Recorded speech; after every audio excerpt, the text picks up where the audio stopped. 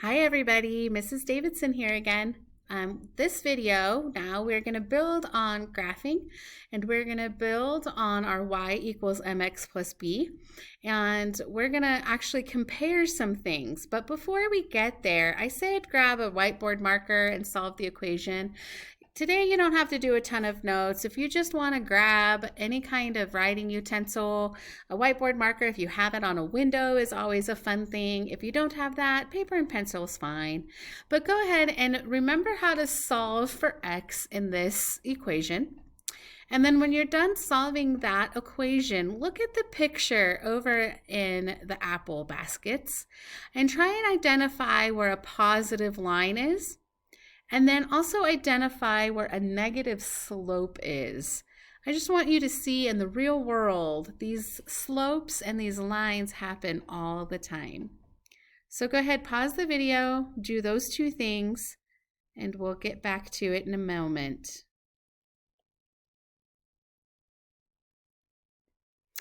Okay, so as you can tell, I circled the area of no touch.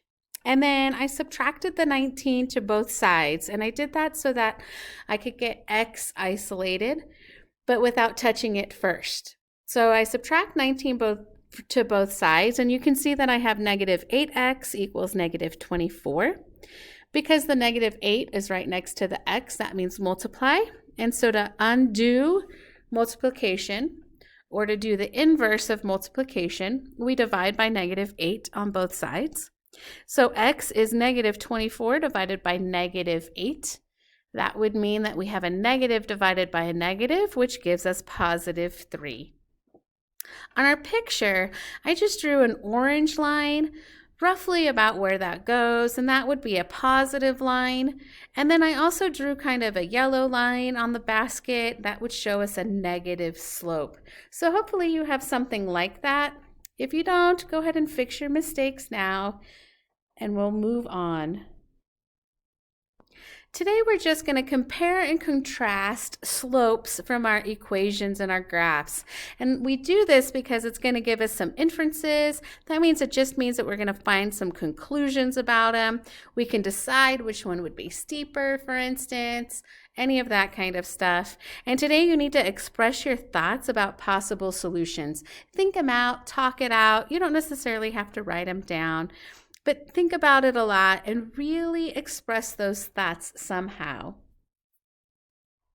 So we're going to look at these two equations that are here. And we know that they're in the y equals mx plus b form.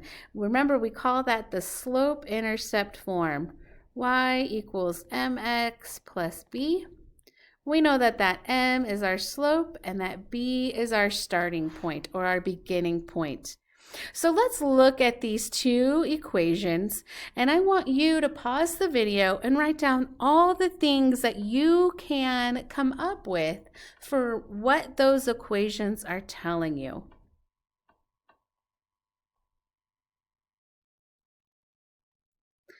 Perfect. Of those two, which one has the steeper slope? How do you know that it's the steeper slope? Which one has the most shallow slope? Can you prove to me how? Which one points to the left? Pause the video and answer those questions. Because we know that the number that's attached to the x is our m, that means it's the coefficient of x, m is our slope. And our slope in A is that negative 1/3. Our slope in B is 5/2. That's telling us that our rise in line A is 1 and our run is 3. It tells us that our rise in line B is 5 and our run is 2. We can kind of visualize this. If I were to go in a line and I were to rise up once, but then I go over 3 times, I'm pretty shallow. We also know that it's shallow because I have a fraction as the coefficient, and that fraction is between 0 and 1. In our second slope, it's going to be steeper. Even though it's a fraction, I'm going up 5 places, and then I have to go either left or right 2 places. That's less of a run than our run in line A. So 5 over 2, even though it's a fraction, it's an improper fraction. And that improper fraction means that it's greater than 1 in value, so I know that it's steeper. Now, which one points left or which one goes downhill, that would have to be line A, because we have a negative slope. That negative means that it has to point to the negative on a number line. This doesn't have 5 over 2, doesn't have a sign in front of it. That means that it's positive. And that tells us that we're going to go in the positive direction.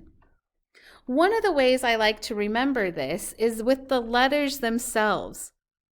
If I have a negative slope, it's going to give me a line that points in that negative direction.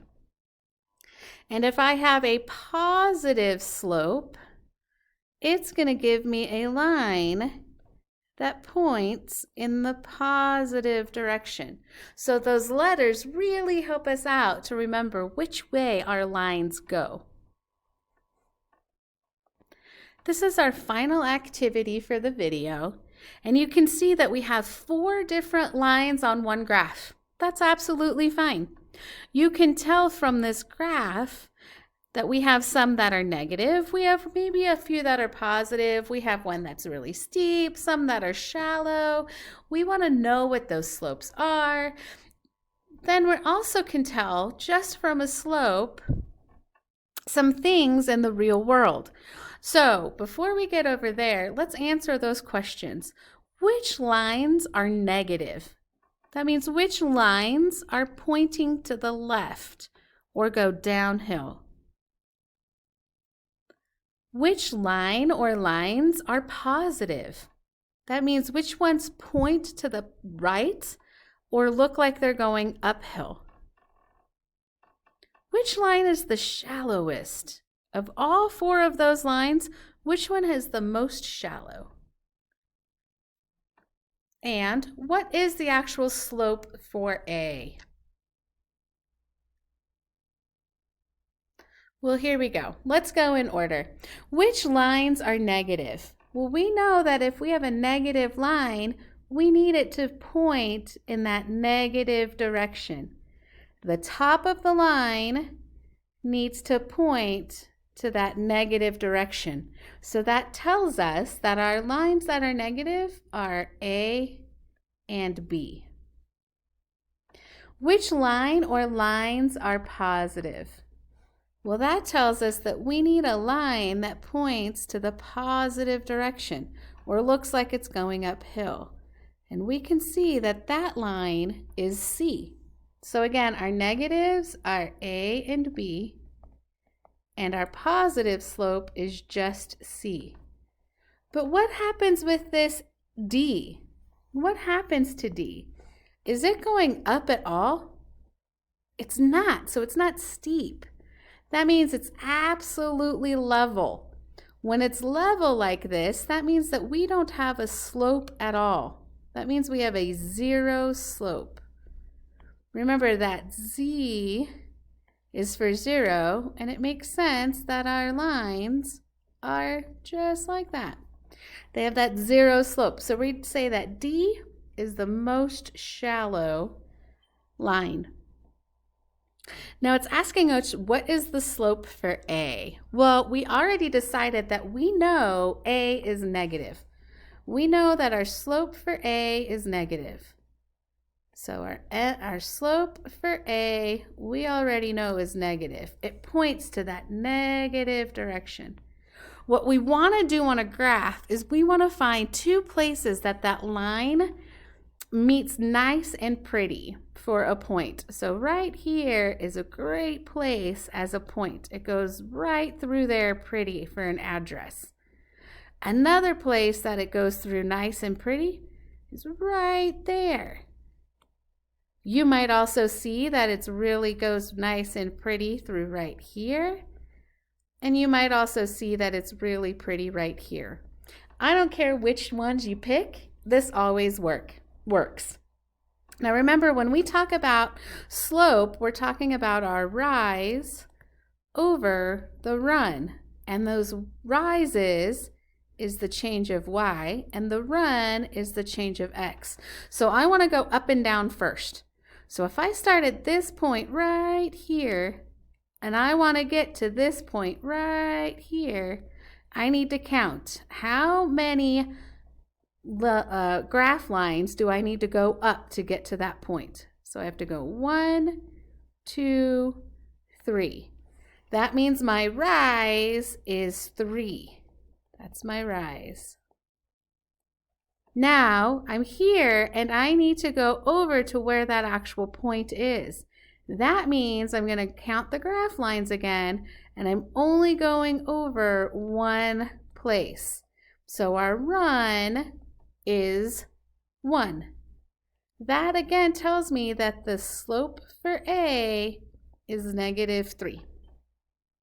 And the reason I can just write it as -3 is because -3 divided by 1 is just -3. Remember, we got the negative because we know where it points. We know that we're going downhill.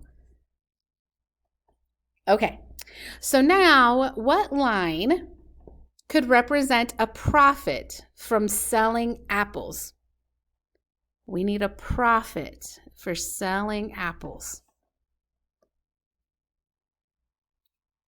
If you said line C, I would agree because a profit means positive. So we want to have the line that's positive. That's that C line. So now we're going to say that Y is apples. Apples. And our X's would be profit. So our X's is money. Money, money, money. How many apples are sold to make $3? How many apples are sold to make $3?